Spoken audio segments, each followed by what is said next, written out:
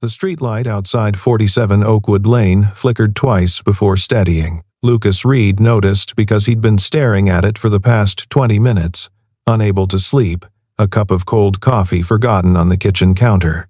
The house was silent except for the old furnace clicking on and off. Mia had finally fallen asleep after her third glass of water and second round of checking for monsters. The knock came at 11:47 p.m. 3 sharp raps. Deliberate. Not the tentative tap of a neighbor or the aggressive pound of someone drunk at the wrong address. Lucas set down the coffee and crossed the small living room, his socks sliding slightly on the hardwood his late wife had insisted they install. Through the peephole, he saw white fabric, lots of it. He opened the door. Avery Cole stood on his porch in a wedding dress. Not just any wedding dress, the kind that required 3 assistants and made headlines in lifestyle magazines. Layers of silk and lace caught the porch light, turning her into something between a ghost and a billboard. Her makeup had run in dark streaks down both cheeks. Her hair, which must have taken hours to arrange into that elaborate updo, listed to one side like a ship taking on water. "I couldn't do it," she said. Her voice cracked on the last word. Lucas became aware of several things simultaneously. That he was wearing a 15-year-old college sweatshirt with a hole in the shoulder. That his boss, his CEO, was crying on his doorstep at midnight, and that Mrs. Henderson across the street had just turned on her bedroom light. "Miss Cole." I stood in the bridal suite at the Rivergate Grand. She spoke quickly, the words tumbling over each other. 200 guests downstairs. The string quartet warming up. Ethan adjusting his cufflinks in the groom's room. And I couldn't breathe. Actually couldn't breathe. My chest hurt and my hands were shaking, and I realized I was about to promise forever to someone I'd never loved. Not once. Not even a little. "You should probably come inside," Lucas said, acutely aware that 3 more lights had turned on along the street. She stepped into the small foyer, and the dress seemed to fill the entire space. Lucas had never realized how much a wedding dress could overwhelm a 900-square-foot house built in 1957. "Daddy?" Mia stood at the top of the stairs, her stuffed elephant dangling from one hand. She was 6 years old and possessed the uncanny ability to appear at the exact worst possible moments. "It's okay, sweetheart. Go back to bed." But Mia was already halfway down the stairs, her eyes wide. "Is that a princess?" "No," Avery said, and Lucas heard her attempt to steady her voice. "Just someone who made a very big mistake and is trying to fix it." "Your dress is pretty," Mia offered, "but you're crying. Did someone hurt you?" Lucas watched something shift in Avery's expression. She crouched down, somehow managing to coordinate all those layers of fabric without tripping. "No, sweetie. No one hurt me. I hurt myself by not being honest." Mia considered this with the seriousness only a 6-year-old could muster. "Daddy says being honest is important, even when it's scary. Your daddy is right." Avery's voice broke again. "He's right about a lot of things." Lucas felt his heart rate spike. "Mia, bed, now. We'll talk in the morning." He watched his daughter retreat up the stairs, then turned to Avery. The foyer suddenly felt very small. "You shouldn't be here," he said quietly. "Do you understand what this looks like? What it could mean? I know exactly what it means." Avery stood, her spine straightening despite the ruined makeup and listing hairdo. "I called off a wedding to Ethan Blackwell, whose family controls the 3rd largest investment firm in the state. I walked out of the Rivergate Grand in front of 200 of the most influential people in Maplewood. I got in my car and drove here because I've spent 2 years pretending I didn't feel what I feel, and I can't do it anymore. I won't." Lucas ran both hands through his hair. "Avery, you're the only person who calls me by my first name at work," she said. "Did you know that? Everyone else says Miss Cole or CEO or ma'am. You said Avery once, the first week you started, and you apologized immediately. But I didn't want you to stop. I'm your employee. You're Lucas Reed. You're a widowed father who works 70-hour weeks but never misses his daughter's bedtime. You're the guy who brought soup to Janet in accounting when her husband died because you remembered how people stopped calling after the funeral. You rebuilt the company softball team from scratch because you wanted the interns to feel included. You don't play politics or kiss up or pretend to laugh at jokes that aren't funny. And when you look at me, you see me, not the CEO, not the Cole family name, just me. The silence stretched between them. The furnace clicked off. Somewhere down the street, a dog barked twice and went quiet. I have to work there, Lucas said, finally. I have a daughter to raise, a mortgage, college to save for, benefits. If this goes wrong, I know. God, I know. Avery wrapped her arms around herself. I know what I'm asking is impossible. I know this is the worst timing and the worst circumstances, and I'm probably ruining both our lives.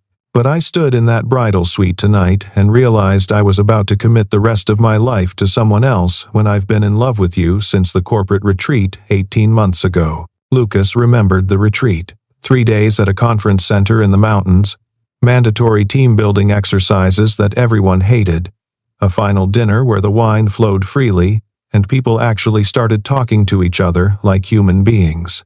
Avery had sat at his table, still in her business suit, while everyone else had changed into casual clothes, and she'd asked him about Mia. Really asked. Wanted to know about her favorite books, her fears, how she was handling the loss of her mother. That was when I saw who you really were, Avery continued. And I've been trying to unsee it ever since, trying to focus on the business plan and the quarterly reports and the very sensible marriage to Ethan that checked all the right boxes. But tonight, when they asked if I wanted to walk down that aisle, all I could think about was you. This is insane, Lucas said, but his voice had lost its edge, completely. Avery smiled through her tears. The most reckless thing I've ever done, and I've made a lot of very careful, very strategic decisions in my life. None of them made me happy, not really. Lucas thought about the careful life he'd built since Emma died. The routines, the safety nets, the way he'd locked himself into a role labeled responsible widowed father and never deviated from the script. He thought about the 3 times he'd started to ask Avery out for coffee, just coffee, and talked himself out of it every time. The way his heart jumped whenever she walked into a meeting, how he'd memorized the exact shade of blue she wore on Tuesdays. If I lose my job, he heard himself say, I can't protect Mia. If I lose you without trying, Avery replied, I'll spend the rest of my life wondering what if. The dog down the street barked again. Mrs. Henderson's light went off. Lucas noticed for the first time that Avery was holding her car keys so tightly her knuckles had gone white. You need to go home, he said gently. Get some sleep. Tomorrow, we'll figure out. I'm not asking for forever tonight, Avery interrupted. I'm just asking you to stop pretending you don't feel this too. Because I see it, Lucas, in the way you look at me for half a second too long before looking away. The way you remember how I take my coffee, even though you've never made me a cup. The way you moved to stand between me and that drunk board member at the holiday party last year. She was right. Of course she was right. Lucas had been carefully not noticing his own feelings for so long that hearing them said aloud felt like a door opening in a wall he'd built deliberately. What did you tell Ethan? He asked. The truth. That I couldn't marry someone I didn't love. She paused. I didn't mention you. He'll figure it out eventually, but tonight wasn't about you. It was about me finally being honest with myself. He's going to be angry, furious, humiliated, vindictive. Avery nodded. Ethan Blackwell doesn't lose gracefully, and I just made him lose in front of everyone who matters. Then this is going to get worse before it gets better, probably. Avery took a step toward him, careful not to trip on her dress. But I've spent 34 years being the good daughter, the perfect student, the ideal CEO. I've made every decision based on what other people expected. And tonight, standing in that bridal suite, I realized I was about to make the biggest decision of my life the same way. So I made a different choice. The scary one. The honest one. Lucas found himself reaching out, catching one of her hands. Her fingers were ice cold despite the warm house. "I don't know how to do this," he admitted. "I don't know how to be the guy who dates his boss. I don't know how to explain this to Mia, or to our co-workers, or to anyone. Neither do I." Avery squeezed his hand. "But I know how to be honest. And I know that when I look at you, I see the life I actually want instead of the life I'm supposed to want." Above them, the old house settled with a creak. In her room, Mia was probably pressing her ear to the floor, trying to hear what the adults were saying. The thought made Lucas smile despite everything. "You should go," he said again, but this time it wasn't a dismissal. "Get out of that dress. Sleep. Tomorrow, we'll talk. Really talk. About what this means and what we're willing to risk and how we move forward without destroying everything we've built." "Tomorrow," Avery agreed. They stood in the small foyer of his small house, her hand in his, both of them aware they were crossing a line that couldn't be uncrossed. Lucas thought about all the reasons this was a terrible idea. He thought about his job security and Mia's stability and the gossip that would spread through North Star Dynamics like wildfire. He thought about Ethan Blackwell's connections and influence and capacity for revenge. Then he thought about spending the rest of his life wondering, what if? "Tomorrow," he said, and pulled her into a hug. She buried her face against his shoulder, her elaborate hairdo finally collapsing completely, and he felt her body shake with sobs she'd probably been holding back for hours. He held her while she cried, one hand cupped gently at the back of her head, feeling the weight of the choice she'd made. When she finally pulled back, her makeup was beyond salvaging, and her dress had wrinkled where she'd pressed against him. "Thank you," she whispered. "For what?" "For not slamming the door in my face." Lucas smiled.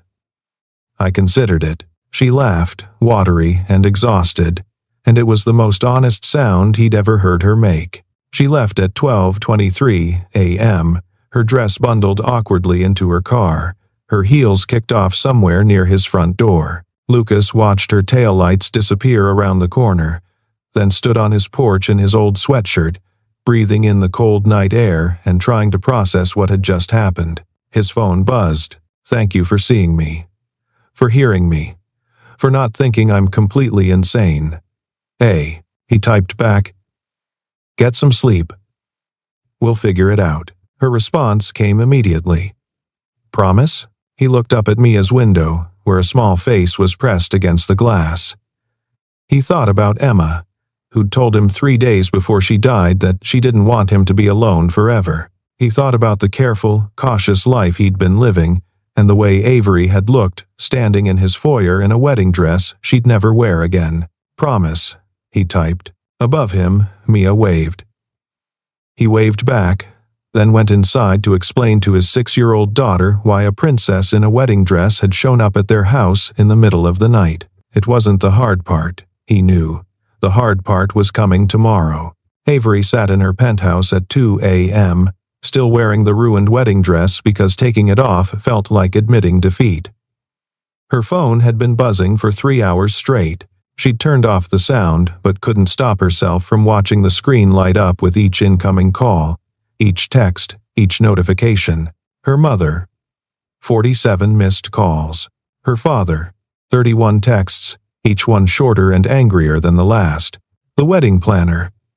An email with the subject line, "Urgent." Ethan. Nothing. Radio silence. Which was somehow worse than rage. She poured herself a glass of water and stood at the floor-to-ceiling windows overlooking downtown Rivergate. The city glittered below her, thousands of lights representing thousands of lives being lived behind walls and windows.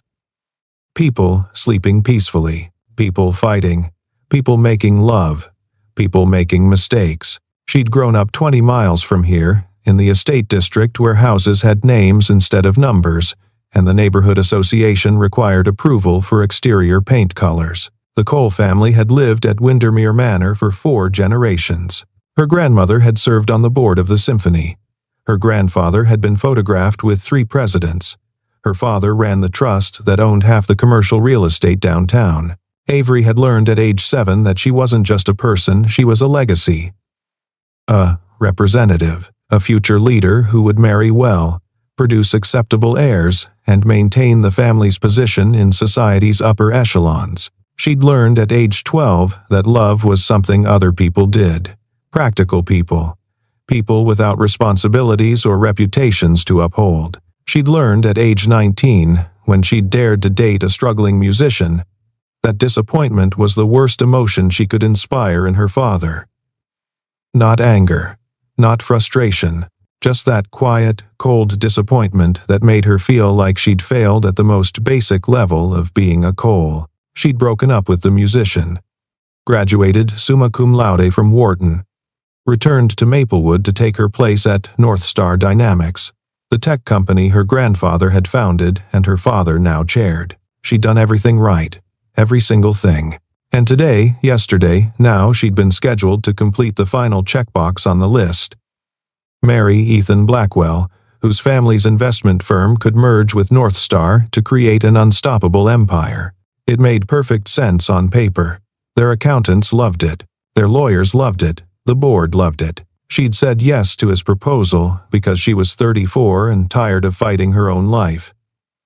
Because Ethan was handsome and successful, and pleasant enough to spend time with, because when he'd gotten down on one knee at that charity gala, 300 people had applauded, and it had seemed easier to smile and nod than to say what she was really thinking. I don't think I even like you very much. The wedding had been planned by committee. Her mother had chosen the venue, the flowers, the menu. The guest list had been a negotiation between families.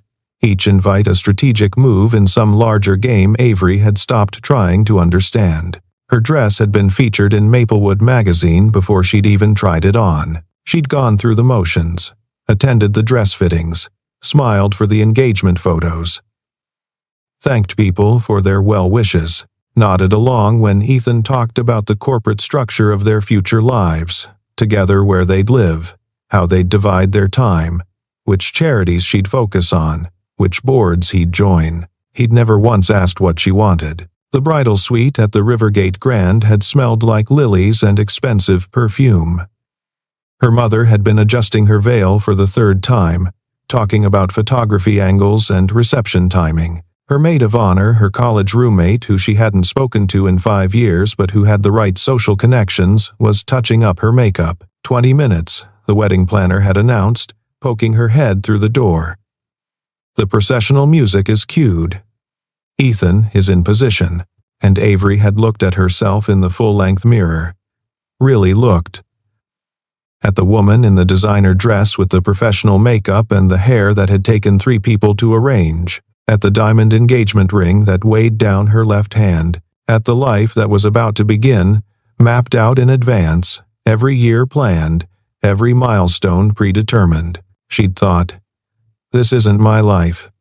This is someone else's life. And I've been wearing it like borrowed clothes. The panic had started in her chest, a tightness that spread to her throat, making it hard to swallow. Her hands had started shaking. The room had seemed too small, too hot, too full of expectations she couldn't meet. I need air, she'd said. Her mother had frowned.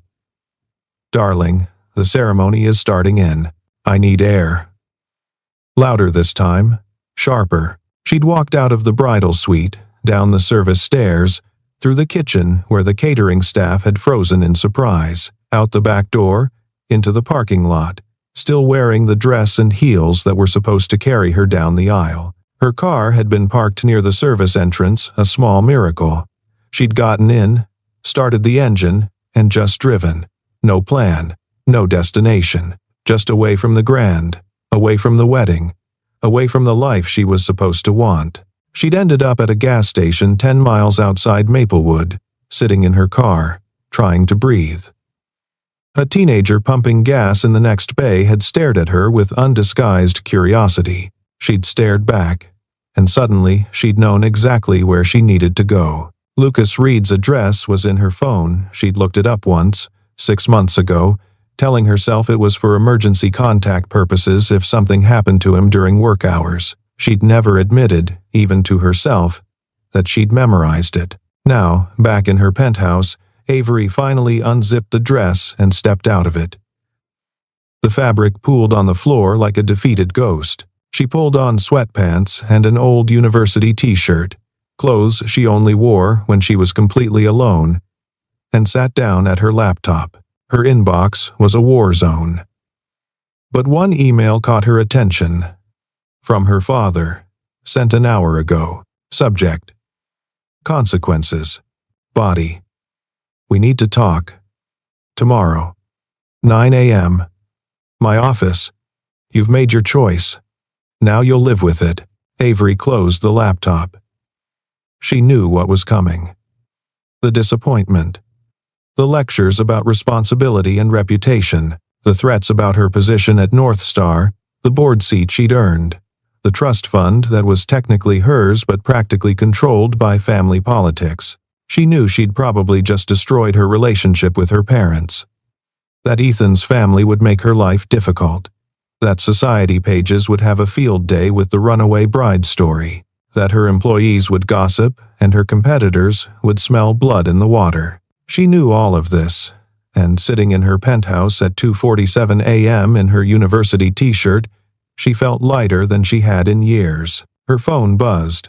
A text from an unknown number. You just made the biggest mistake of your life. E.B. Ethan. Breaking his silence to deliver his verdict, Avery typed back. No. I almost made the biggest mistake of my life. I stopped it just in time. She blocked his number, then turned off her phone completely. Tomorrow she'd face her father. Tomorrow she'd deal with the fallout at North Star. Tomorrow she'd figure out how to navigate a relationship with Lucas that wouldn't destroy both their careers. But tonight she'd done something she hadn't done in years. Chosen herself. Chosen honestly.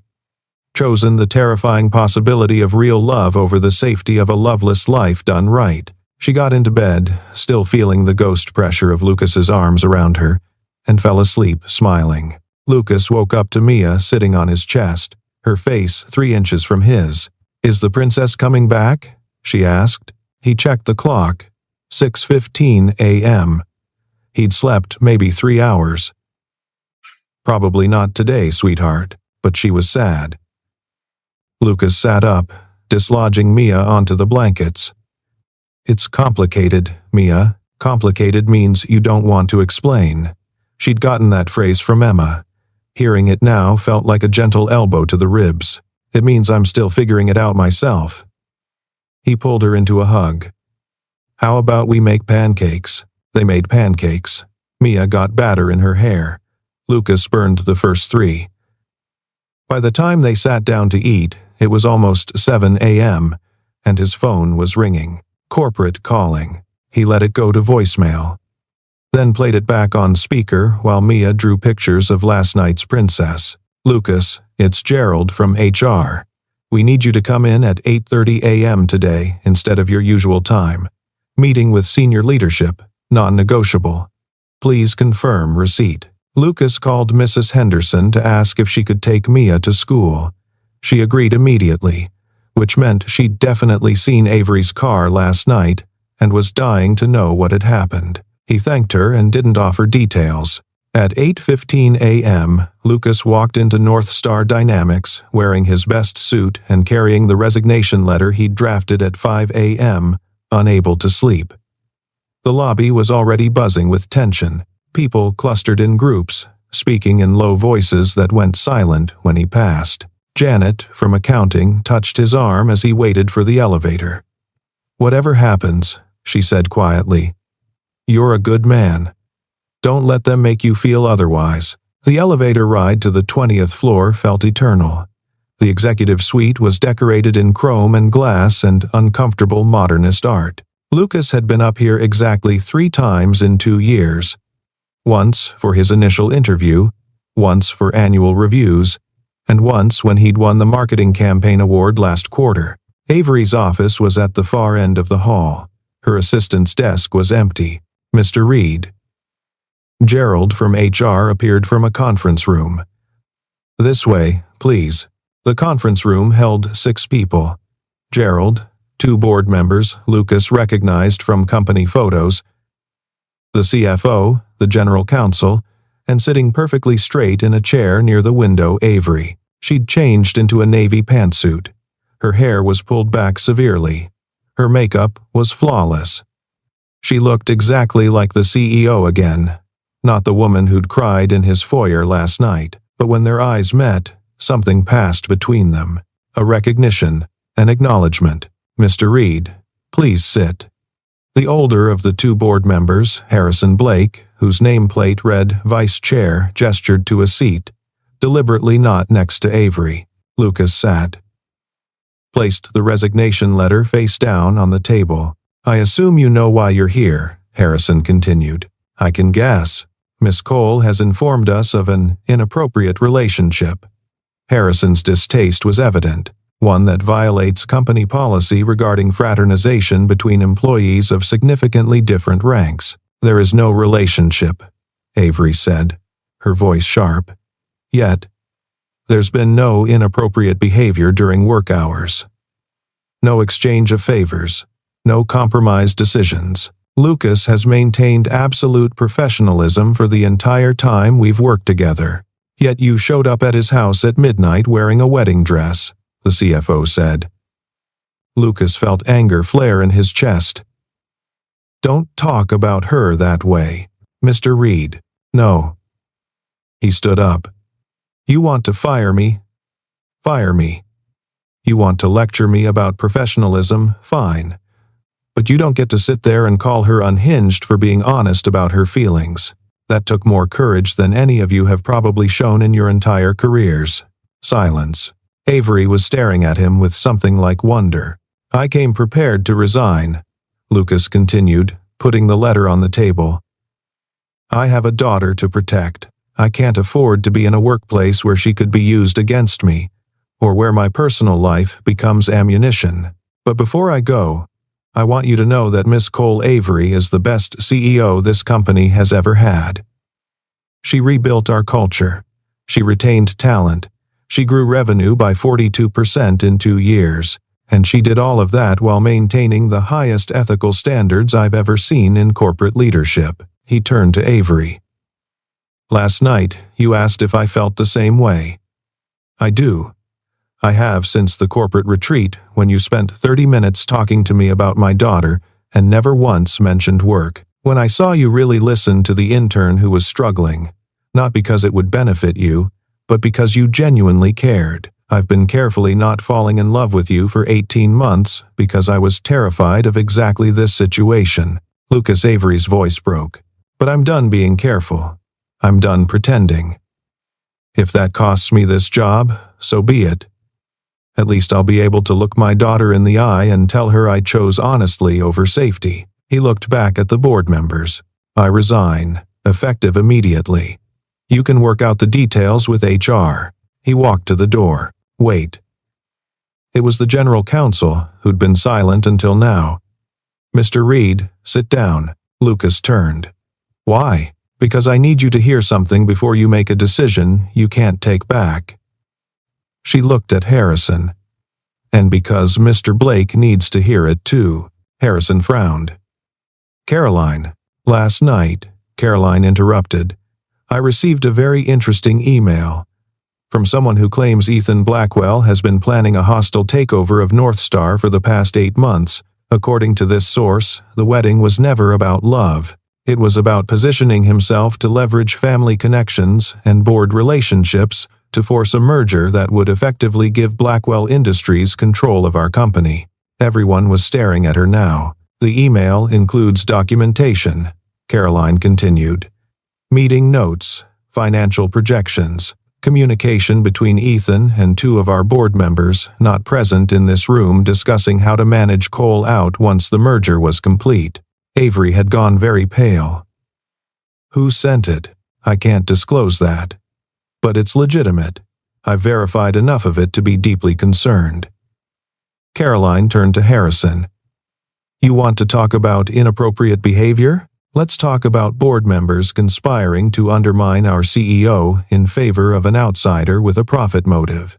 "This is absurd," Harrison said. but he'd lost his certainty. Is it?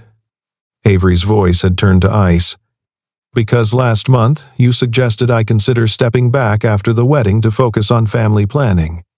You said it, unprompted, Harrison. I didn't think much of it at the time. Now I'm wondering how long you've been planning my exit. Harrison stood up. I won't sit here and be accused. Then leave, Avery said. In fact, I'd prefer it, because we're going to have a very long conversation about corporate governance and breach of fiduciary duty, and I'd rather you consult with your lawyer first. Harrison left. The CFO followed, clearly wanting to distance himself from whatever was coming next. When the door closed, Avery looked at Lucas. You were going to quit. I was trying to protect you. By removing yourself from my life? By removing the ammunition they'd use against you.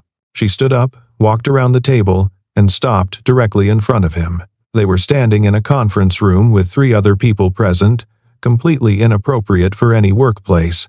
And Lucas didn't care even slightly. I spent 34 years letting other people's expectations control my choices, Avery said. I'm not doing it anymore. Not with my career, not with my life, and especially not with you. Miss Cole, Gerald from HR said weakly. This is highly irregular, unprofessional. Avery didn't look away from Lucas. Yes, it is. It's also honest. Which, as of last night, is my new priority. She reached out and took Lucas's hand. I'm asking you to stay, not as my employee dating the CEO in secret. As someone I care about, building something real with me while we figure out how to make it work within proper boundaries. The board will never accept it, Lucas said. Then we'll rebuild the board. Avery smiled. I'm the CEO. I control 3 board seats through family trust. Caroline is the general counsel and owes her loyalty to the company, not to Harrison. We'll make this work. Your father will be disappointed. Add it to the list. She squeezed his hand. Lucas, I didn't call off my wedding because I hoped for a fairy tale ending. I did it because I couldn't spend one more day lying to myself. Whatever happens next, at least it'll be real. Lucas thought about the resignation letter on the table. About Mia, who'd drawn pictures of a princess who came to their door. About Emma, who'd told him not to stop living after she was gone. About the careful, controlled life he'd built and the way it suddenly felt like a cage instead of safety. I need to think about Mia, he said. About what this would mean for her. About how to explain it in a way that doesn't confuse her or make her think she's losing another mother figure if this doesn't work out. I know. Avery nodded. And I'll wait. However long you need. I also need to know this is real for you, Lucas continued. Not just a reaction to calling off your wedding. Not just rebellion against your family.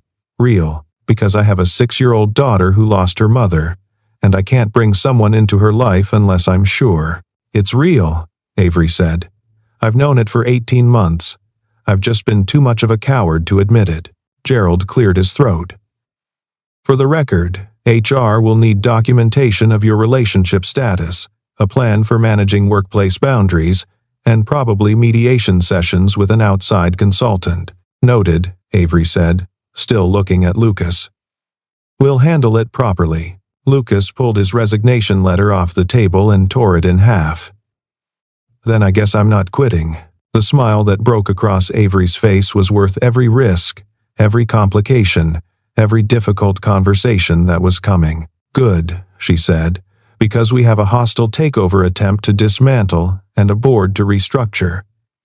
I'm going to need my best marketing strategist.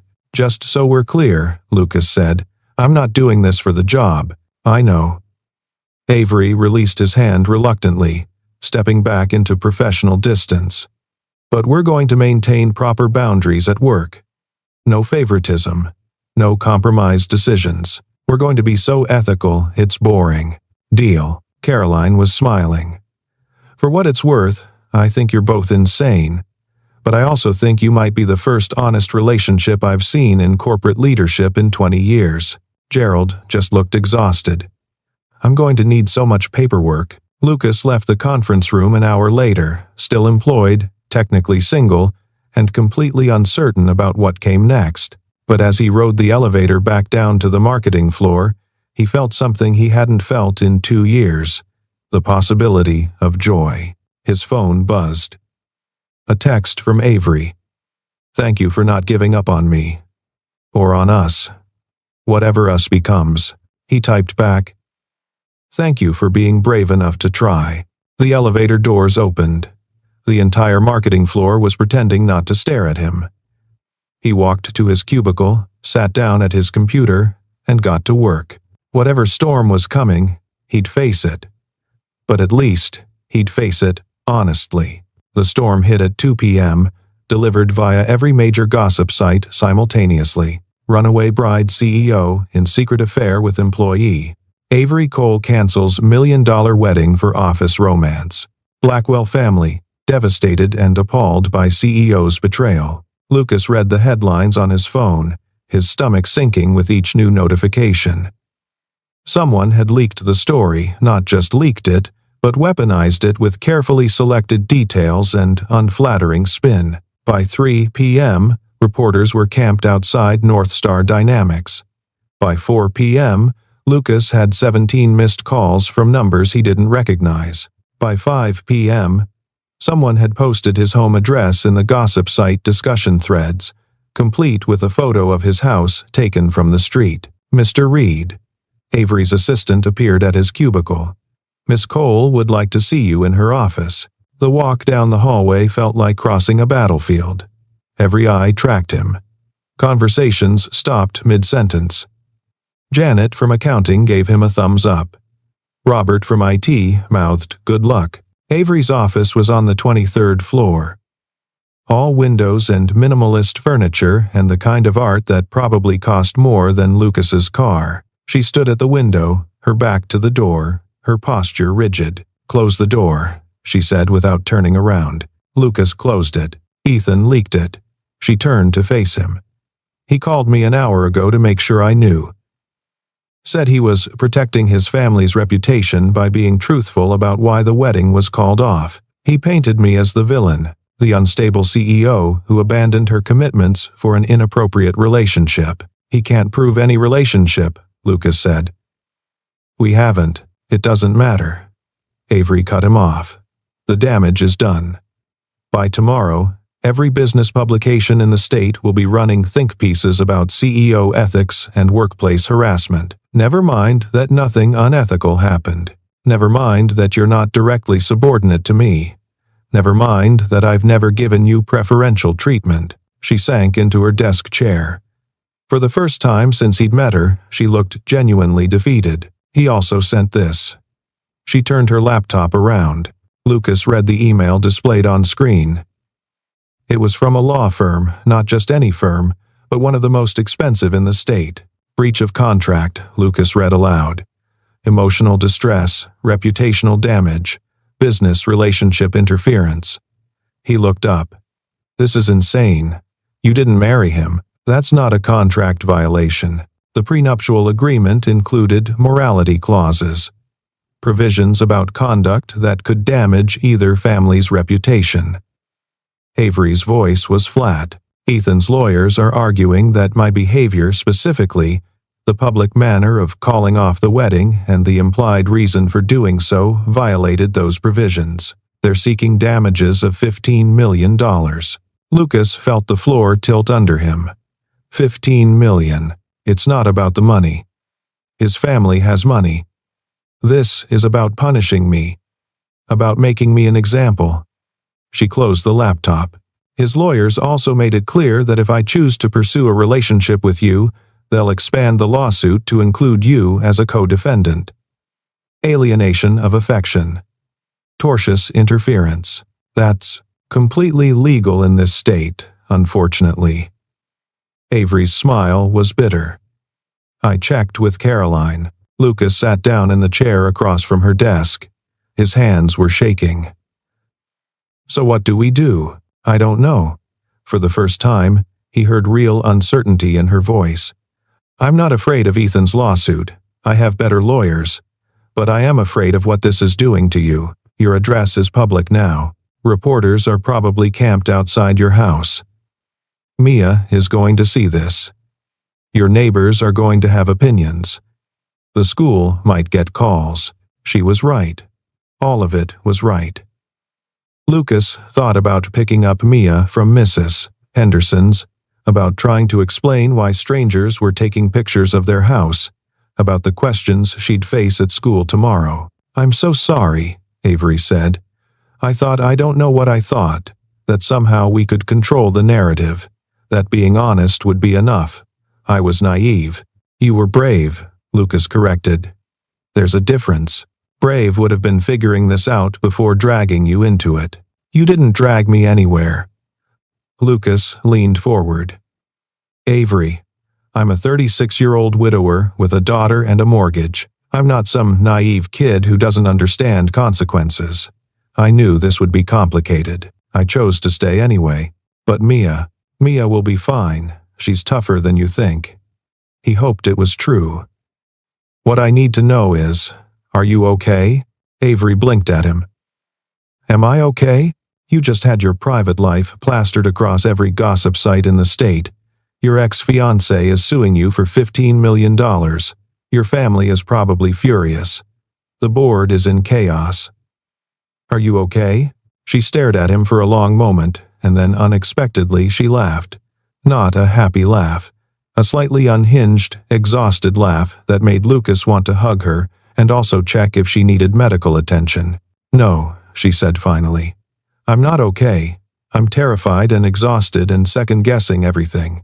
But I'm also more myself than I've been in years. Does that make sense?" "Completely." His phone buzzed. A text from Mrs. Henderson. "Reporters at your house. Mia is with me. We'll keep her overnight if needed." He showed Avery the message. "Oh God," she said. "Lucas, Stop apologizing." He stood up. "We need a plan. A real one. Not just damage control. We need to get ahead of this. By telling our own story." Lucas started pacing. "Ethan controlled the narrative because we gave him the space to do it. But we know the truth. We know nothing unethical happened. We know you called off the wedding before anything started between us. We know this is about two people who developed feelings under completely appropriate circumstances and are now trying to navigate them responsibly. You want to go public?" "I want to control our own story," Lucas clarified. "Caroline mentioned there's evidence of Ethan's takeover attempt. That's leverage. That's proof that your wedding was a business transaction for him, not a relationship. That changes everything." Avery was quiet for a moment, considering. "If we leak the takeover information, we escalate the war." He already escalated. "We're just fighting back. It could backfire. Make me look vindictive. Or it could make you look like the CEO who protected her company from a hostile takeover disguised as a wedding." Lucas stopped pacing. "Avery, you can't win by playing defense. Ethan is counting on you being too ethical, too cautious, too afraid of making things worse. He's betting you'll settle quietly and disappear. I'm not going to disappear. Then don't act like it." Lucas felt the old marketing instincts kicking in. We need to reframe the narrative. Not unstable CEO has affair, but CEO discovers betrayal, protects company, finds honest relationship afterward. That's a story people can understand. Avery stood up, new energy in her movements. "You're right. God, you're right. I've been so busy trying not to make things worse that I forgot I actually have the truth on my side." She grabbed her phone. "Caroline, I need you in my office now. Bring the documentation on the Blackwell takeover attempt. We're going public." She hung up and looked at Lucas. "This is going to get messy. It's already messy. Messier, then." She smiled. "But at least we'll be messy on our own terms." Caroline arrived 10 minutes later with a folder full of documents. They spent the next 3 hours crafting a statement, checking facts, preparing evidence. By 8 p.m., they had a plan. By 9 p.m., Avery had posted a statement on North Star's official corporate site. Yesterday, I made the difficult decision to call off my wedding to Ethan Blackwell. This was not done lightly or without full consideration of the impact. However, I recently discovered that Mr. Blackwell's proposal was part of a larger strategy to position himself for a hostile takeover of North Star Dynamics. Evidence of this plan, including communications with certain board members, has been turned over to our legal team and will be addressed through appropriate channels. I will not allow my personal life or my company to be weaponized for business gain. I will not apologize for choosing honesty over a merger disguised as a marriage, and I will not be intimidated by legal threats designed to punish me for refusing to participate in a transaction that would have harmed this company and our employees. As for the rumors regarding my relationship with a North Star employee, I have developed feelings for someone who works here. Those feelings developed over time were never acted upon inappropriately, and will be managed going forward with complete transparency and appropriate boundaries.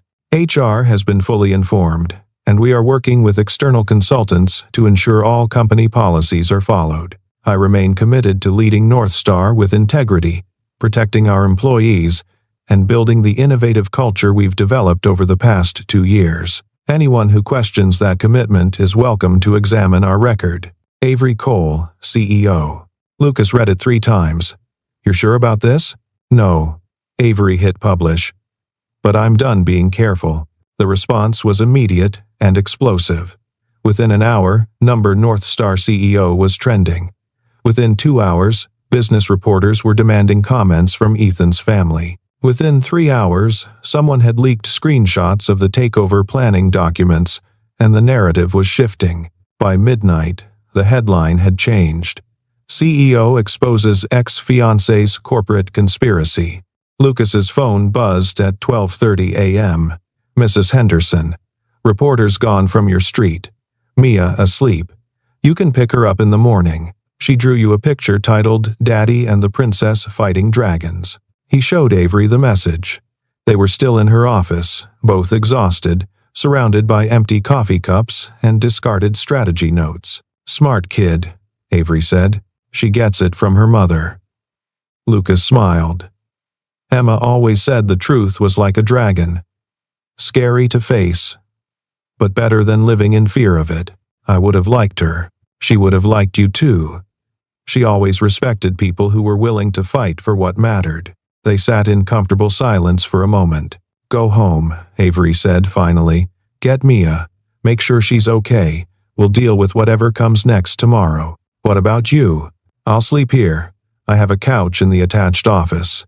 Besides, if reporters are camped outside my building, I'd rather not give them the satisfaction. Lucas stood to leave, then hesitated. For what it's worth, I think Emma would have approved of this mess. She always said the best stories came from people who were willing to risk everything for something real. Avery stood too. They faced each other across her desk, the city lights glittering through the windows behind her.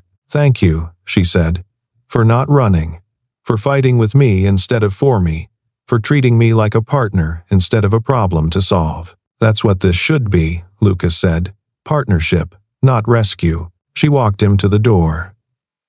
They didn't hug too visible through the glass walls, but their hands brushed briefly. Tomorrow, she said. Tomorrow, he agreed.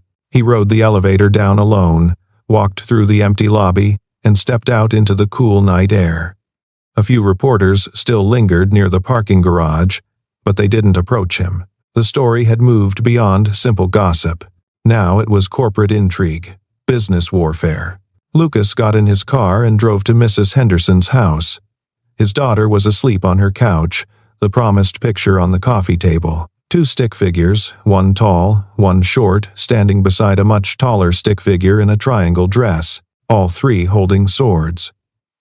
Facing a large green scribble labeled Mean People, he picked Mia up carefully, carried her to his car, drove them both home, put her to bed without waking her, sat in his own bed, looking at his phone, watching the narrative shift in real time. They'd fought back. They'd told their truth. Now they just had to survive what came next. Lucas set his alarm for 6 a.m. and closed his eyes.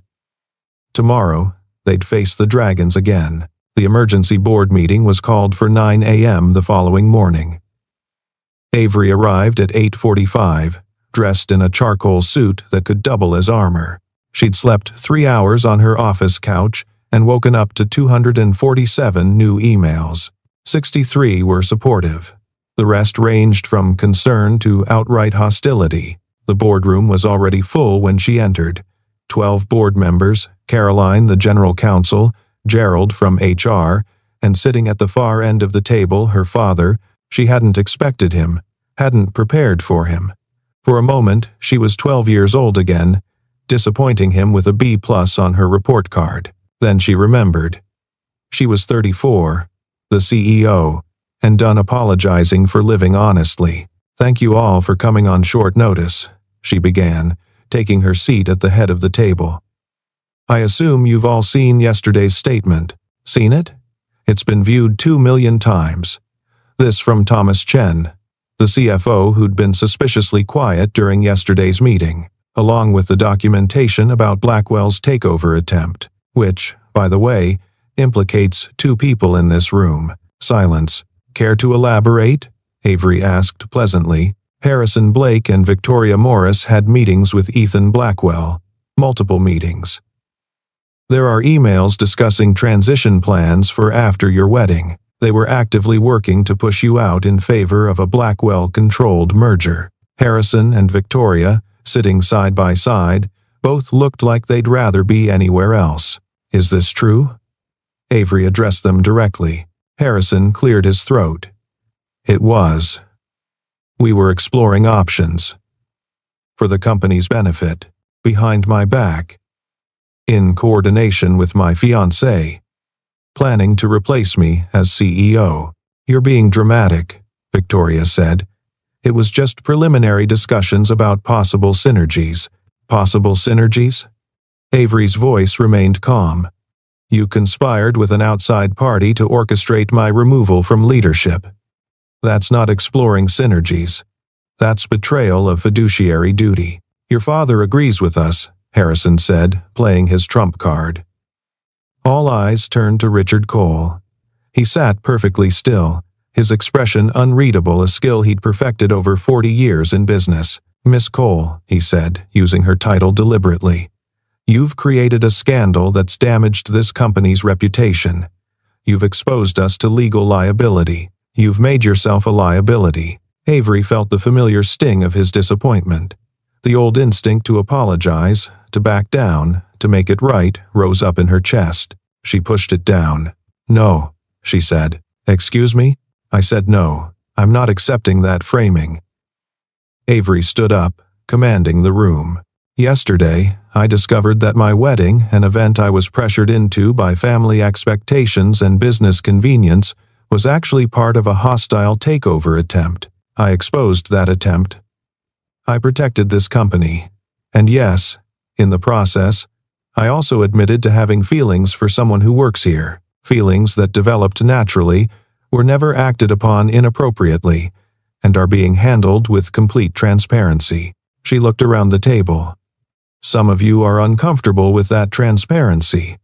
I understand, but I'm done pretending to be something I'm not in order to make other people comfortable. This company has grown 42% under my leadership.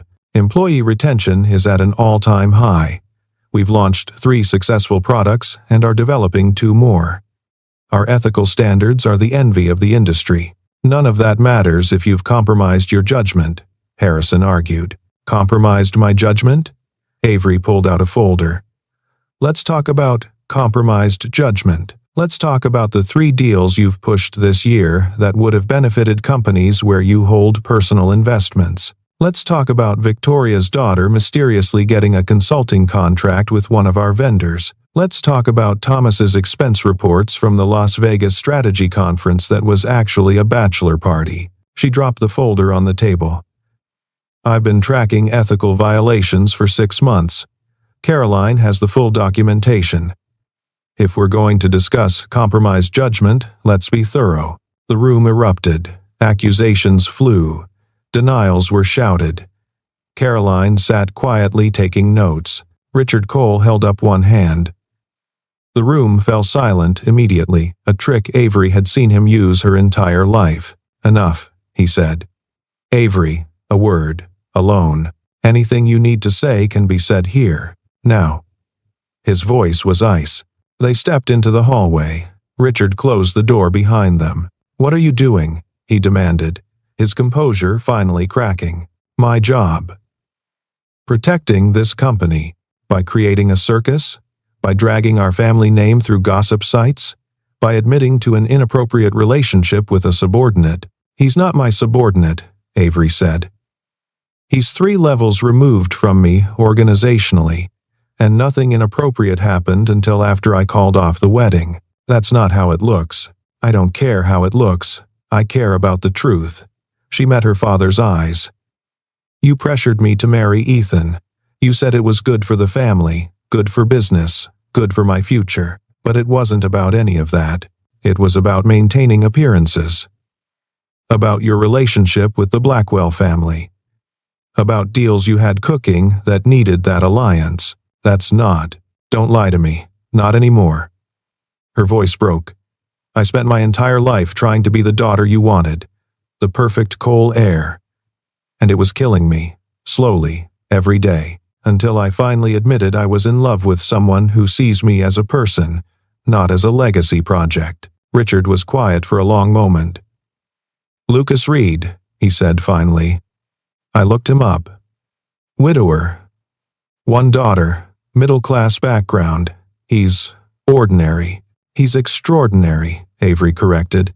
"And he's honest. And he treats me like I matter beyond what I can do for his career or social standing. And when this blows up? When the relationship ends and you're left with the wreckage of your reputation? Then, at least I'll have tried.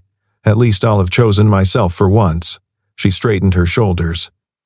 "I'm done living my life according to your expectations, Dad. I'm sorry if that disappoints you, but I can't keep disappointing myself." Richard studied her face. "You're serious about this? Completely. It's going to cost you. The board will probably force you out. Your mother won't speak to you for months. The Blackwell lawsuit could bankrupt you personally. I know, and you're still choosing this." He sighed, a sound she'd heard maybe twice in her entire life. "Then, I suppose I taught you too well. You're as stubborn as I am. Is that approval? It's acknowledgement." He turned toward the boardroom door, then paused. "For what it's worth, I met your mother at work. She was my secretary. Everyone said it was inappropriate. Scandal of the decade."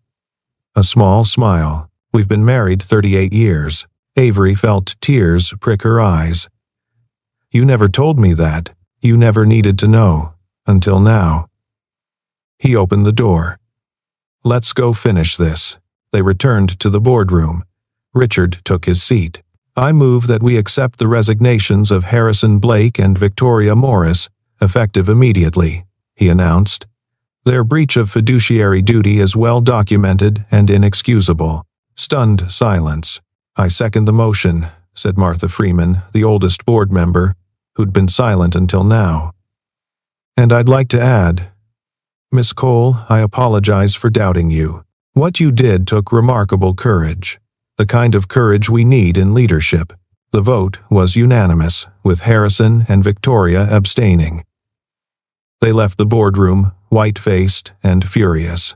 "Now," Richard continued, regarding Miss Cole's personal relationship, "I move that we accept her handling of the situation as appropriate, contingent on continued HR oversight and external ethical review. The company's performance under her leadership speaks for itself." This vote was 8-2 inches favor. When the meeting adjourned, Avery remained in her seat, emotionally exhausted but somehow lighter than she'd felt in years. Caroline approached. "Your father just saved your career."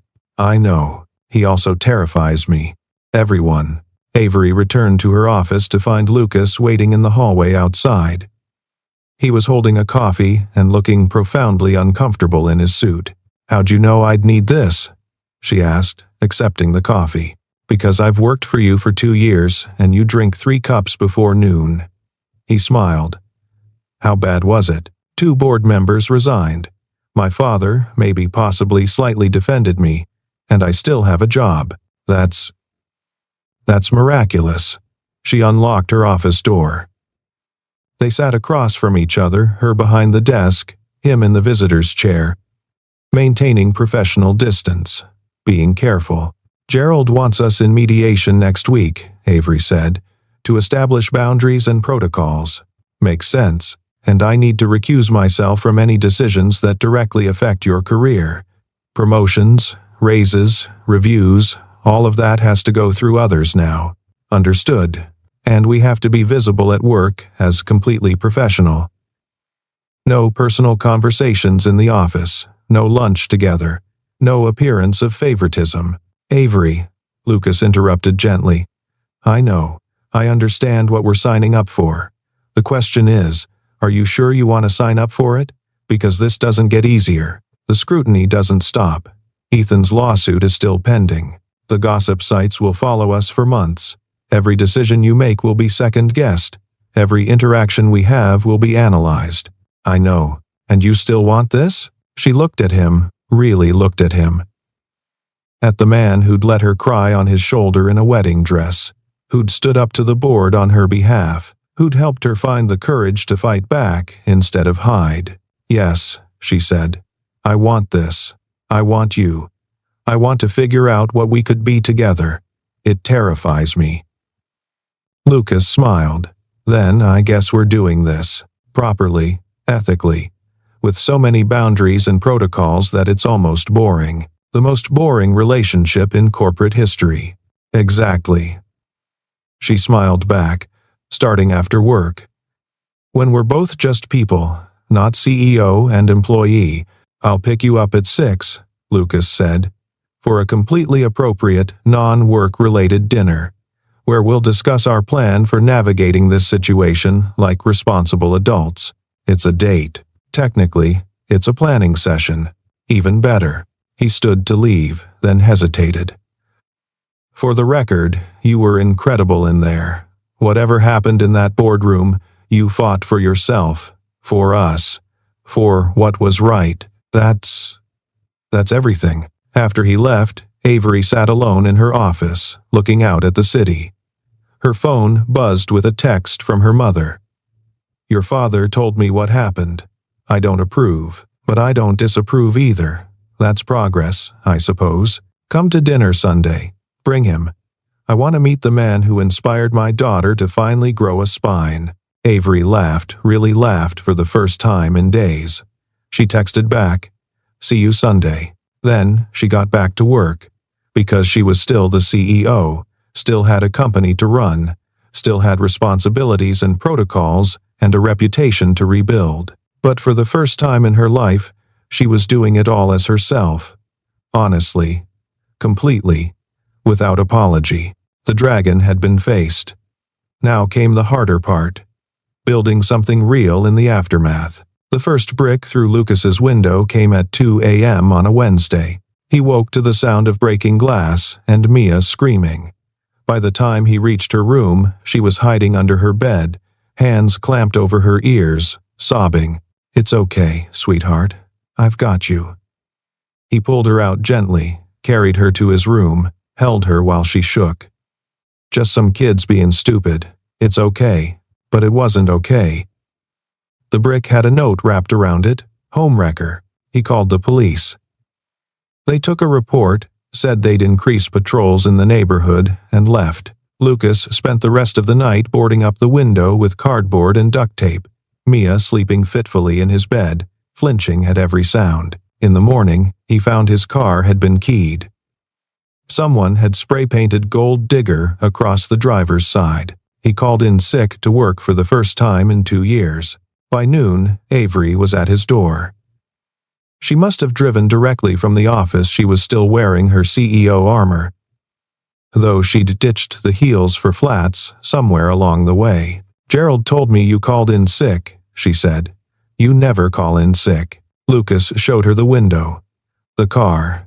Mia's drawings from that morning, all dark colors, angry scribbles, scared faces. This has to stop, Avery said quietly. I'm making it stop. How? You can't control what people do. No. But I can remove the incentive. She pulled out her phone. I'm resigning as CEO. Today. I'll announce it this afternoon. What? No. Lucas grabbed her wrist. Avery. No, that's exactly what they want. They? Who's they? The people throwing bricks at your house? The gossip sites? Ethan's lawyers? She pulled her hand free.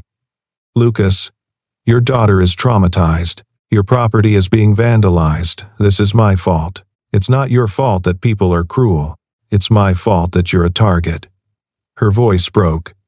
I thought we could handle this. I thought being honest and transparent would be enough. But I was wrong. I made you a target, and I won't let you and Mia pay the price for my choices. So your solution is to let them win? My solution is to protect the people I care about. By destroying your own career? The word hung in the air between them. Mia appeared in the doorway, elephant clutched in both arms.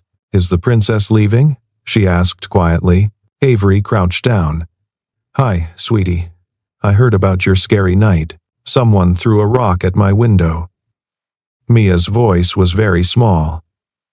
Lucas started to intervene, but Avery held up a hand. You're right, she said to Mia. It is because of me. And I'm so sorry. Are you a bad person? No. But I made choices that upset some people, and those people are being mean about it. Daddy says mean people are scared people. Avery looked up at Lucas, then back to Mia. Your daddy is very smart. Are they scared of you? Maybe. Or maybe they're just angry that I didn't do what they expected. Mia considered this. I don't think you should leave. I think the scared people should stop being mean. That would be nice, Avery agreed. But sometimes we can't control what other people do. We can only control our own choices, then choose to stay. Mia's voice was surprisingly firm. My mommy said running away doesn't fix problems, it just moves them somewhere else. Lucas felt his chest tighten. Emma had said that, hundreds of times. Avery was very quiet for a moment. Then, your mommy sounds like she was very wise. She was the best. Mia's eyes filled with tears. But she still died. And it wasn't fair, and I was scared for a long time. But Daddy said we had to keep living anyway, that Mommy would want us to be brave. Being brave is hard, Avery said softly. Being scared is harder. Mia hugged her elephant tighter. You should stay, and the mean people should stop. That's what should happen. After Mia returned to her room, Lucas and Avery sat in his small living room, the boarded-up window a reminder of the cost of honesty. She's right, Lucas said. Running doesn't fix this, but staying might break you. Then we figure out how to be less breakable. He leaned forward. Avery, I'm not naive. I know this is hard. But you resigning doesn't fix anything. It just tells everyone that we were wrong to try. That honesty was a mistake. That power wins. Power does win. Usually. Not this time. Lucas's voice hardened. This time, we're going to fight. Really fight. Not with resignations and apologies. With lawyers and security cameras and a restraining order against whoever threw that brick. That's what Emma would have done. She was a teacher. When parents bullied her for her curriculum choices, she didn't back down. She documented everything, got the union involved, and made it clear that intimidation wouldn't work. It took 6 months, but she won. I'm not sure I have 6 months, Avery admitted. Then we make it faster. Lucas pulled out his laptop. Ethan's lawsuit. What's the status? Still pending. His lawyers are dragging it out, trying to bleed me financially. What if we countersued? For the takeover attempt. For conspiracy. For the harassment that's resulting from his leak to the press. That would escalate everything. Good. Let it escalate. Let's stop playing defense and start playing offense. Lucas was typing now, making notes. We need a PR firm. A good one. We need to reframe this narrative completely. Not scandalous CEO, but CEO protects company. faces retaliation. Lucas. And we need security. For both of us. For Mia. For your home and mine. Real security. Not just police reports. That's expensive. I don't care. We'll figure it out. Avery watched him work, something shifting in her expression. When did you become the strategist? I've always been the strategist. You just usually see it in marketing presentations. He looked up. But this is my life too. And Mia's life. And I'm done being the passive victim waiting for you to fix everything. We're partners, remember? So, let's partner. For the first time that day, Avery smiled. Okay. Partners. What's first? First, we file a police report about the brick. With photos. With the note. Building a paper trail. Done. Second, we hire a security company. Today. Cameras for both our homes. Monitoring. The works. I'll make calls. Third, we meet with Caroline and develop a counter-strategy for Ethan's lawsuit. If he wants to fight dirty, we'll fight dirty better. He has more resources. He doesn't have more truth. That's worth something. They worked through the afternoon, making lists, making calls, building a plan. Mia eventually emerged from her room and started drawing again this time. Pictures of knights fighting dragons. Progress. At 4 p.m., Lucas's phone rang. An unknown number. Mr. Reed? This is Detective Sarah Morrison, Maplewood PD. We've identified the person who threw the brick through your window. Local teenager. His father is, well, he's connected to the Blackwell family. Attorney. This appears to be part of an organized harassment campaign. Lucas put the phone on speaker so Avery could hear. Can you prove it? Avery asked. We're working on it.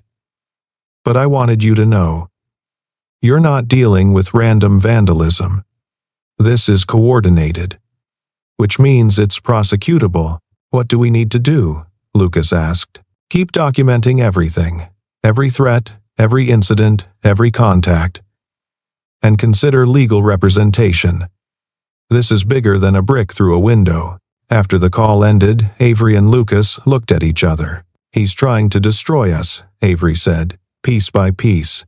Then we stop giving him pieces to destroy. Lucas squeezed her hand. We build something stronger than he can break. The security company arrived at 6 p.m. By 8 p.m., Lucas's house had cameras covering every angle. Avery's penthouse was next on the installation schedule. By 10 p.m., Caroline had drafted a counter-lawsuit that made Ethan's look like a love letter. By midnight, they had a PR firm on retainer and a clear communication strategy. By 1 a.m., Lucas finally put Mia to bed for the second time, reading her 3 books about brave knights and smart princesses. Daddy? She asked as he was leaving. Yeah, sweetheart? I like the princess, even if mean people don't. Me too, Mia. Me too. He closed her door gently and returned to the living room, where Avery was asleep on his couch, her professional armor finally abandoned, her hair falling out of its careful styling. He covered her with a blanket and sat in the chair across from her, watching her breathe. Thinking about the cost of honesty, about the price of choosing yourself over expectations, about how love wasn't just the beginning of a fairy tale, it was the work of building something real in a world that wanted it to fail. His phone buzzed. A text from Caroline. Countersuit filed. Let's see how Ethan likes being on the defensive. Lucas smiled and settled in to keep watch. The dragon wasn't dead yet. But they were learning to fight back. Tomorrow, they'd fight harder. 6 months later, Lucas stood in the small backyard of the house he'd just closed on, bigger than his old place, with enough space for Mia to run around and a garden. Avery insisted they start together. The moving boxes were piled in the kitchen, labeled in Mia's careful 7-year-old handwriting. Avery emerged from the back door, carrying 2 glasses of wine and wearing jeans. Actual jeans. Lucas had learned over the past 6 months that she owned exactly 2 pairs, both of which she wore only when she was completely, totally off duty. Mia's asleep in the new room, she reported, handing him a glass. She made me promise to wake her up if we see any fireflies. There won't be any fireflies for another month. I know, she knows. But she made me promise anyway. They sat on the back porch steps, shoulders touching, watching the twilight settle over their new neighborhood. It was quieter here, farther from downtown, in a school district where Mia could finally stop being that girl whose dad dated his boss. "How was your last day as CEO?" Lucas asked, surprisingly emotional. Avery leaned her head on his shoulder. Caroline cried. "Gerald gave me a card signed by half the company. Even Thomas admitted he'd miss having someone that ethical running things. You built something good there. We built something good there." She squeezed his hand. "Your marketing campaign last quarter increased our market share by 18%. That's not nothing.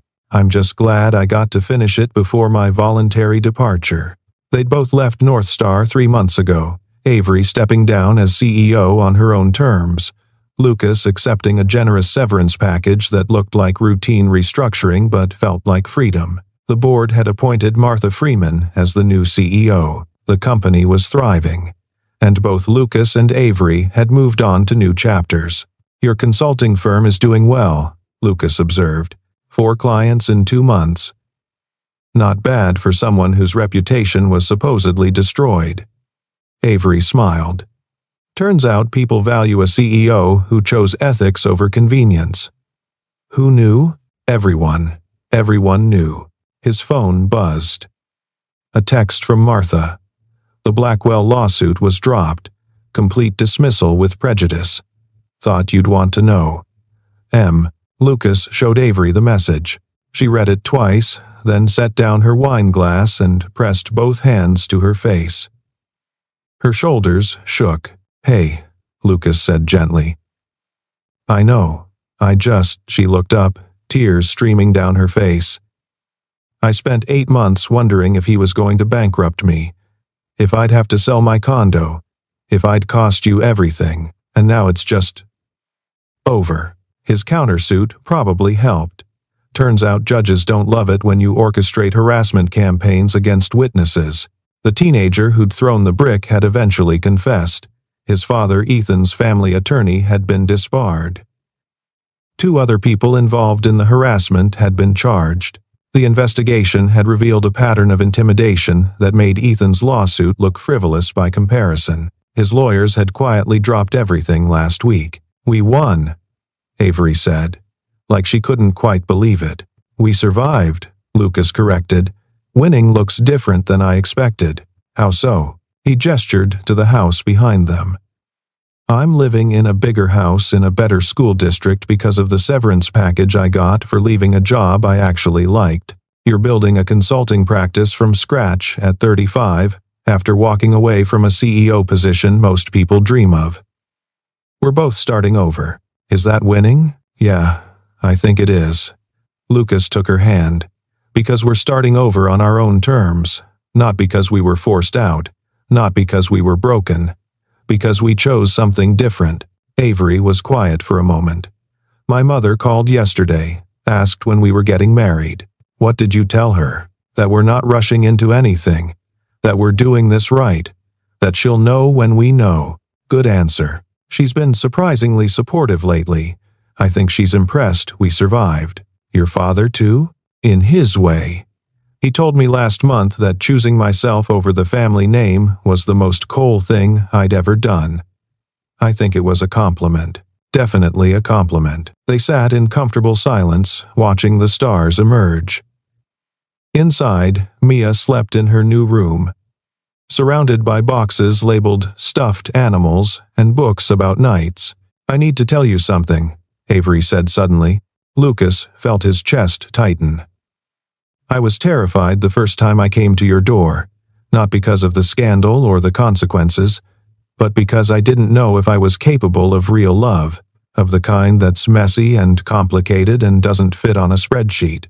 I'd spent so long being the perfect daughter, the perfect student, the perfect CEO. I didn't know who I was without all those roles. And now I'm figuring it out. With you. And it's terrifying and exhausting, and I still don't have all the answers.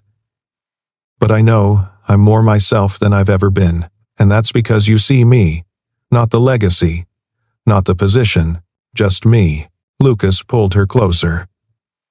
"I see you. I've always seen you. I know, that's why I fell in love with you." It was the first time either of them had said it out loud. The words hung in the warm evening air, solid and real. "I love you too," Lucas said. "Even though you steal all the blankets and insist on making the bed with hospital corners and reorganize my kitchen cabinets when you're stressed." Avery laughed. "I don't reorganize that much. Last week you alphabetized my spices. They were chaos. They were fine. They were not fine. They dissolved into laughter, the kind that comes from knowing someone well enough to find their quirks endearing instead of annoying." Inside, Mia called out, "Daddy?" "Not yet, sweetheart," Lucas called back. "Go back to sleep. Can the princess come read me another story?" Avery looked at Lucas. "The princess? She hasn't figured out how to stop calling you that. Sorry, don't be." Avery stood, brushing off her jeans. "I'll go read her another chapter. You finish unpacking the kitchen, and leave the spices alone." She disappeared into the house. Lucas stayed on the porch, finishing his wine, thinking about the past 6 months, about the meetings with lawyers and the press statements and the sleepless nights wondering if they'd made a terrible mistake, about the moment the harassment stopped and they could finally breathe. About Mia gradually returning to her joyful self, drawing pictures with bright colors again. About Avery learning to cook badly and insisting they eat dinner together every night. About building something real from the ashes of carefully constructed lives that had never actually fit. His phone buzzed again. This time, a text from Avery. "She wants you to come say goodnight too." Something about both parents tucking her in. Lucas read the message 3 times. He stood up and went inside, following the sound of Avery's voice reading about a knight who learned that the dragon wasn't the villain, just misunderstood and scared, and protecting something precious. Mia's room was painted light blue now, her choice.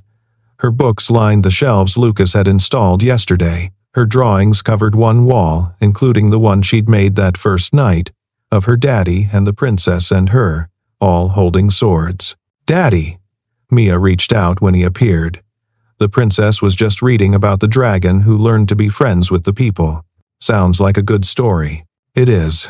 It's about how sometimes scary things are just scared things. Lucas sat on the edge of the bed next to Avery. They each took one of Mia's hands. "Time for sleep, sweetheart," Lucas said. "Will you both be here in the morning?" "Yes," Avery promised. "I'm not going anywhere." "Good, because I like having a princess around, even if she reorganizes things." Lucas burst out laughing. Avery turned bright red. "She told me she was helping," Mia explained seriously. "I never said itchy." "You definitely said itchy," Lucas confirmed. They tucked Mia in together, turned off the light, and retreated to the hallway. "I can't believe you told a 7-year-old that chaos makes you itchy," Lucas whispered. "I was explaining my process. Your process is control. It's always been control. Is that bad?" "No." Lucas pulled her close. "It's one of the things I love about you. Right along with your terrifying perfectionism and your inability to let spices exist without alphabetization. You're making fun of me. I'm absolutely making fun of you. Good. Because I need someone who isn't afraid to call me out when I'm being ridiculous. That's the job description? That's the job description."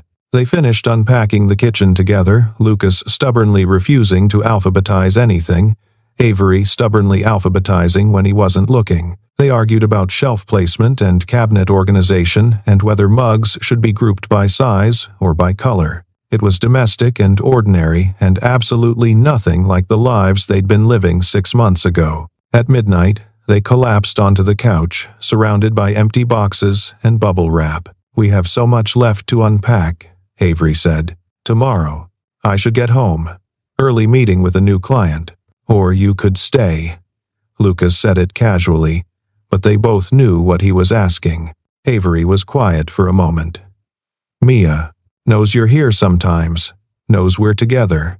She asks when you're moving in about once a week. And what do you tell her? That we're figuring things out, that there's no rush, that the important thing is we're building something real, not just following a timeline. Smart answer. I learned from the best consultant in Maplewood. Avery smiled. I'm literally your only consultant. Still the best. She leaned against him, her head on his shoulder. I'll stay.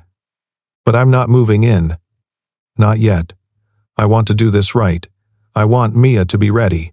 I want us to be ready. Fair enough. But I'll stay tonight, and maybe a few more nights. Until staying starts to feel normal, instead of like a big decision. That's the plan? Stay until it stops feeling like a decision? That's the plan. Lucas kissed the top of her head.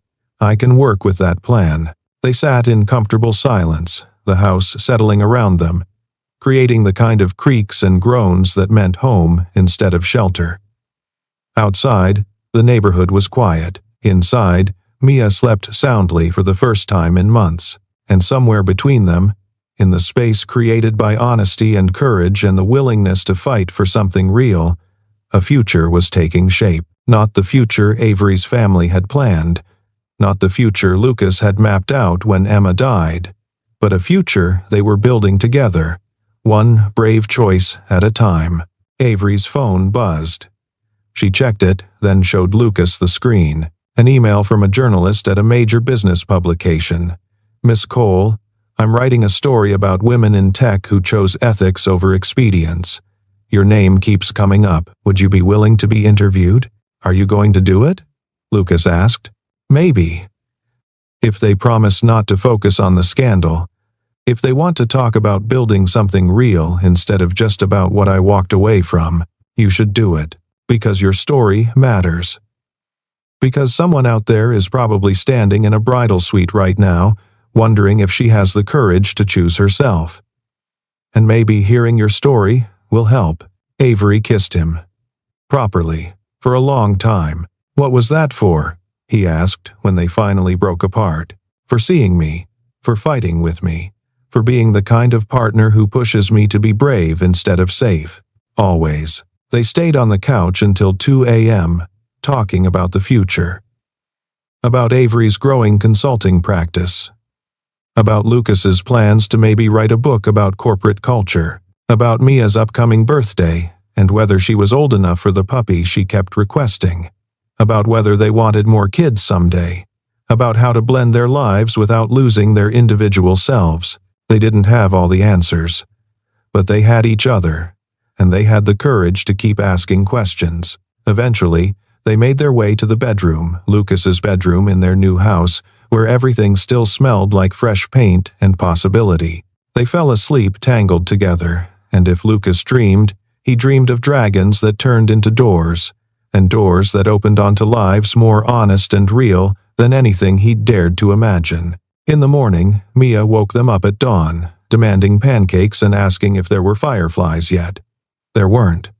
But Avery promised they'd check every evening until there were, and 6 weeks later, when the first fireflies appeared, all three of them sat in the backyard and watched them blink through the darkness like tiny promises that beautiful things were worth waiting for. That's when Lucas pulled out the ring. Nothing fancy, just a simple band that he'd chosen because it reminded him of Avery. Elegant, strong, completely itself without needing to prove anything. I know we said no rush, he said. And I'm not rushing. But I wanted you to know, this is where I want to be. With you. Building this, every single day, even the hard ones. Avery was crying. Mia was bouncing up and down, trying very hard to stay quiet. Are you asking Avery couldn't finish the sentence? I'm asking if you want to keep building this with me. Officially. Permanently. With full knowledge that I'm always going to leave the spices unalphabetized and you're always going to reorganize them, and that's just how we are. That's the worst proposal I've ever heard, Avery said through her tears. I know. I'm terrible at this. Ask again. Properly. Lucas got down on one knee, there in the backyard of their new house, with fireflies blinking and Mia watching with enormous eyes. Avery Cole, will you marry me? Yes. Obviously, yes. I'd marry you even if you were bad at proposals. Which you are. I know. Truly terrible. I'll work on it. Don't. I love you exactly like this. They kissed while Mia cheered and fireflies blinked their approval, and somewhere in the distance, a door that had once seemed impossible to open swung wide on hinges made of courage and honesty and the willingness to choose love over safety. 6 months after that, they got married in the backyard, just family and close friends, with Mia as the flower girl and Martha Freeman giving a toast about courage. It rained during the ceremony, and Avery's dress got muddy, and the cake tilted dangerously to one side. It was absolutely perfect, because they'd learned, through dragons and scandals and bricks through windows, that perfect wasn't the goal. Real was the goal. Honest was the goal. And they'd found both, not by following anyone's expectations, but by having the courage to build something completely their own. And every evening, when the fireflies came out, they sat together in the backyard and reminded each other, the scariest doors are the ones most worth opening.